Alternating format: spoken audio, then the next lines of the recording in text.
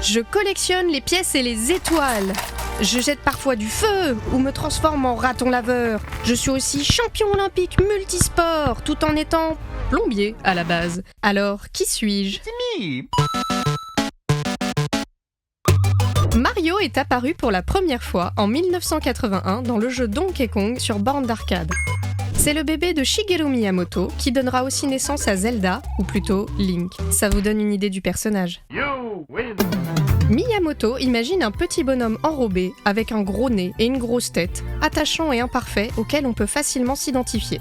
À l'époque, ce n'est pas encore tout à fait Mario. C'est Jumpman, et il est charpentier. Après le succès de Donkey Kong, Miyamoto se met à essayer d'implanter son personnage, rebaptisé Mario, parce que Jumpman, on s'était pas foulé sur le nom quoi, dans presque tous les jeux Nintendo. C'est là qu'il commence à changer de casquette, passant d'arbitre de tennis à docteur ou démineur, bref, déjà une belle carrière. En 1985 sort Super Mario Bros dans un contexte de crise du jeu vidéo. Et bim, c'est une révolution et notre petit personnage redonne rapidement le goût du jeu vidéo au monde entier.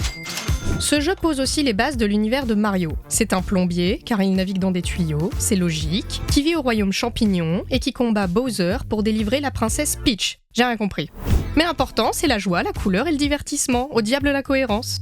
Le personnage devient la star de Nintendo. Alors il est décliné à toutes les sauces, du jeu de golf au jeu de karting. Bon, ça reste du Mario sur un kart. On récolte des pièces et on se lance des carapaces de tortues. Je vous en prie, restez concentrés.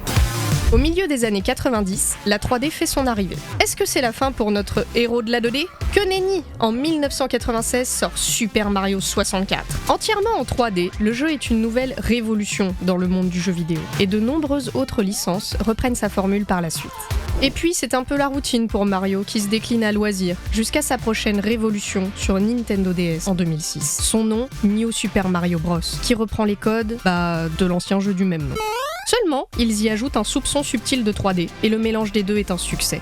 Finalement, le petit père devient tellement connu qu'il s'adonne désormais à un nouveau métier, acteur. Avec le film Super Mario Bros en 2023 et Super Mario Galaxy en 2026, cette carrière n'en est qu'à ses débuts. Par décence, nous ne mentionnerons pas le film de 93, qui est une erreur de jeunesse.